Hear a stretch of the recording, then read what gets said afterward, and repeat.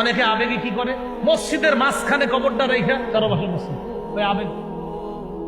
আলেম ওলামাদেরকে না জিজ্ঞাসা করে মসজিদ বানায় কি ভাই আপনারা কবর মাঝখানে রাখছেন? আবেগ।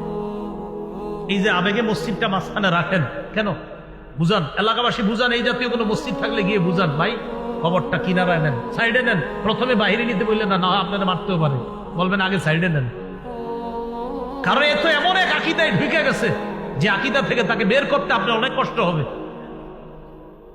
আবু দাউদের বর্ণনা 3229 নম্বর হাদিস, 3229 3229।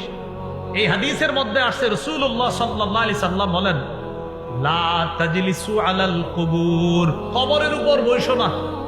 এটা একটা, অনেক সময় দেখবেন কবরের পাশে দেয়াল থাকে, এই দেয়ালের উপরে না বসা। এই দেয়াল আছে, কবর পাশে কবর, এই যে দেয়াল, এখন আপনি বসলেন, এই যে বসে এই পাশেই কবর, এটা না করা।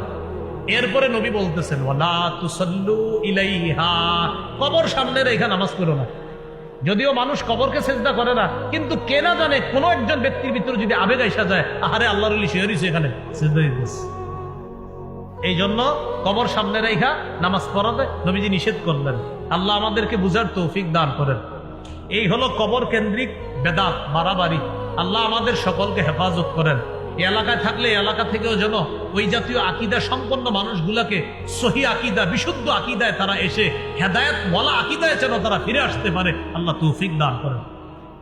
বেদাত থেকে বাঁচার উপায়, বেদাত থেকে বাঁচার এক নাম্বার উপায়, বাস মুহাম্মদ সাল্লাল্লাহু আলাইহি সাল্লামের পূর্ণ আনুগত্য করা।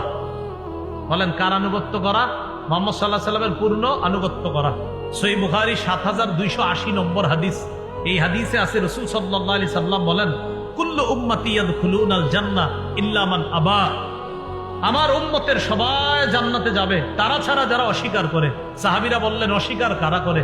নবী বললেন, মান আতাআনি দাখালাল জান্নাহ, যে আমার আনুগত্য করে সে জান্নাতে যাবে। ওয়ামান আসানি ফাকাদ আবা, যে আমার নাফরমানি করে সেই অস্বীকার করলো। তো অস্বীকার যে করবে সে সুন্নাহের বাহিরে চলে গেল। আল্লাহ আমাদের সকলকে নবীর সুন্নাহ মেনে নবীর আনুগত্য করার তৌফিক দান করেন। 2 নাম্বার উপায়, বলেন আমার সাথে, সুন্নত বেশি বেশি জিন্দা করা, সুন্নতের ব্যাপক প্রচার প্রসার করা। তাহলে বেদাত দূর করার 2 নাম্বার উপায় হলো সুন্নতের ব্যাপক প্রচার প্রসার করা, সুন্নতের কথা বেশি বেশি বলা, নামাজের পরে মাঝে মাঝে সুন্নত নিয়ে আলোচনা করা। আসরের পরে ইমাম সাহেব যারা আছেন 2 মিনিট 5 মিনিট একটা সুন্নত বলতে পারেন। আমাদের যাত্রাবাড়ি শায়েখের একটা বই আছে, আপনার কিতাব আছে, 1 মিনিটের মাদ্রাসা, 1 মিনিটের মাদ্রাসা। তো এইটা আপনি প্রতিদিন পড়ে শোনান। 1 মিনিটের মাদ্রাসা মানে ওই নামাজের পরে সবাই বসবে, 1-2 মিনিট একটু কথা শুনবে। এই এলাকাবাসী যারা আছেন, আহার এই মানুষগুলা কোথায় যাবে? তো আশেপাশের ইমাম সাহেব যারা আছে তাদের প্রতি আবদার থাকবে, আপনারা প্রতিদিন আসরের পরে, আপনি যেভাবে সুন্দর হয় আর কি, মানে আমার একটা আবদার রইল আর কি, আসরের পরে 2 মিনিট 3 মিনিট একটু একটা কিতাব পড়ে শোনায় দেন যে, প্রিয় মুসল্লি ভাইয়েরা, এখন একটা সুন্নত আপনাদেরকে শোনায় দেওয়া হবে। তো এই সুন্নতটা আপনি তাকে বলেন, 1 দিন বলেন, 2 দিন বলেন, 3 দিন বলেন। আরে কে জানে আপনি 10 দিন 5 দিন 15 দিন 20 দিন বলার পর হতে পারে তিনি ওই কাজ শুরু করে দিয়েছে, আমল শুরু করে দিয়েছে। এই জন্য প্রতিদিন কিছু কিছু সুন্নত আমরা শিখবো। ইমাম সাহেবদেরকে আপনারা বলবেন যে, হুজুর কিতাব আদি কি কি কিনে দেওয়া লাগবে বলেন, আমরা বলি কিনে দেই, আপনি আমাদেরকে বইরা বইরা শোনান। এলাকাবাসী রাজি আছেন ইনশাআল্লাহ? তাহলে এই সুন্নত যেন মসজিদে মসজিদে এটা যেন জিন্দা হয়ে যায়, সবাই যেন ব্যাপক প্রচার প্রসার করতে পারে, আল্লাহ তৌফিক দান করেন।